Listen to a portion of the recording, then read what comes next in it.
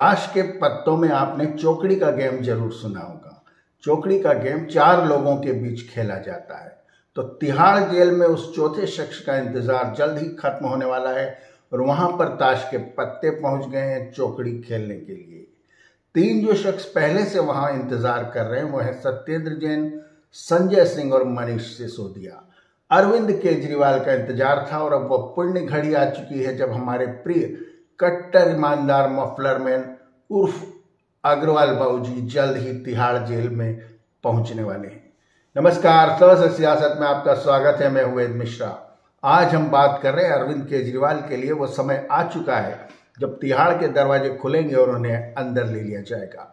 ED का छठा समन उन्हें जा चुका है और पिछले 5 समन से लगातार वे इस बात से इनकार करते रहे कि ये सब नरेंद्र मोदी का किया धरा है। क्योंकि नरेंद्र मोदी उनसे डरते हैं कि कहीं ये शख्स अगला प्रधानमंत्री न बन जाए, इसलिए इसे जेल में डालना जरूरी है। और इसके लिए नरेंद्र मोदी 24 घंटे अरविंद केजरीवाल के खिलाफ षड्यंत्र रचने में जुटे रहते हैं। और शराब घोटाला भी एक ऐसा ही षड्यंत्र है जो उन्होंने अरविंद केजरीवाल के खिलाफ रचा, जिसमें अरविंद केजरीवाल के कहे अनुसार कोई सबूत नहीं है। पूरी तरह से यह राजनीतिक बदले की कार्रवाई है। तो पिछले 5 समन्स जब अरविंद केजरीवाल को भेजे गए तो उन्होंने तरह तरह के जवाब ईडी को दिए। कभी कहा कि मैं मुख्यमंत्री हूं, बहुत बिजी रहता हूं, मुझे क्या यही काम है क्या कि तुम्हारे यहाँ जवाब देता आता फिर।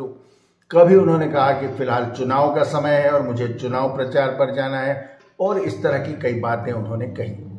जबकि होना यह था कि ईडी का प्रथम सम्मन मिलते ही उन्हें कोर्ट चले जाना था और कोर्ट से कहना था कि यह सम्मन गैर कानूनी है, राजनीतिक बदले का है और इसे खारिज किया जाए। क्योंकि यह उनका ही कहना ऐसा था। जब वे इंडिया अगेंस्ट करप्शन का आंदोलन चलाया करते थे तो अक्सर ये बात कहा करते थे कांग्रेस नेताओं के संदर्भ में कि कितने बेशर्म लोग हैं जो ईडी का सम्मन आता है फिर भी नहीं जाते। लेकिन अब शायद उनके टर्मिनोलॉजी बदल चुकी है और अब वो इसे बेशर्मी नहीं मानते। ये बात सच है कि शराब घोटाले में अरविंद केजरीवाल के घर कोई नोटों की गड्डियां नहीं मिली, न उनके बिस्तर या पलंग के नीचे से नोटों का ढेर बरामद हुआ है। फिर वो किस तरह से ईडी के निशाने पर आए हैं? दरअसल वो वाइकेडियस लायबिलिटी के तहत निशाने पर आए हैं जो कंपनी एक्ट के तहत आती है। उसमें ऐसा माना जाता है कि अगर कोई घोटाला हुआ है और रिश्वत ली गई है जिसके पैसे से कंपनी को फायदा हुआ और कंपनी के चेयरमैन को यह बात पता भी थी, तो वह वाइकेडियस लायबिलिटी के अंतर्गत आ जाता है। और शराब घोटाले में ऐसा हुआ है कि 45 करोड़ रुपया गोवा के चुनाव में अरविंद केजरीवाल एंड कंपनी ने खर्च किया। इसलिए वाइकेडियस लायबिलिटी के तहत अरविंद केजरीवाल जिम्मेदार बनते हैं। ये बात उन्हें भी अच्छी तरह से पता है और इसीलिए वे बार बार प्रेस कॉन्फ्रेंस कर रहे हैं और प्रेस कॉन्फ्रेंस में विक्टिम कार्ड खेलने की कोशिश कर रहे हैं। अपने कार्यकर्ताओं को, अपने मंत्रियों को बुला बुलाकर वे यह कहते हैं कि मैं तो जेल से सरकार चलाऊंगा। और शायद इतिहास का पहला मुख्यमंत्री वो ऐसा बनना चाहते हैं जिसने जेल से सरकार चलाई। अभी हाल ही में झारखंड के मुख्यमंत्री को मुख्यमंत्री रहते हुए ईडी कैद करके ले गई।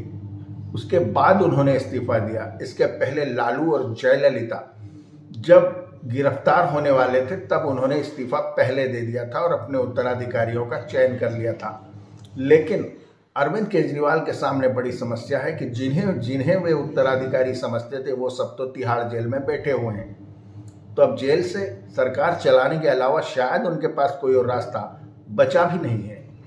बहरहाल अब चंद दिनों की बात हो रही है। 18 या 19 फरवरी तक अरविंद केजरीवाल का समय समाप्त हो जाएगा। जैसा कि कौन बने करोड़पति में अमिताभ बच्चन बोलते हैं आपका समय शुरू होता है अब, लेकिन अरविंद केजरीवाल के बारे में बोला जाएगा आपका समय खत्म होता है अब। सर सियासत में आज इतना ही। अगली बार किसी नए मुद्दे पर बात करेंगे।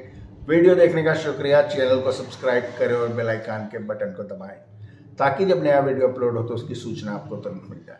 धन्यवाद, थैंक यू, नमस्ते।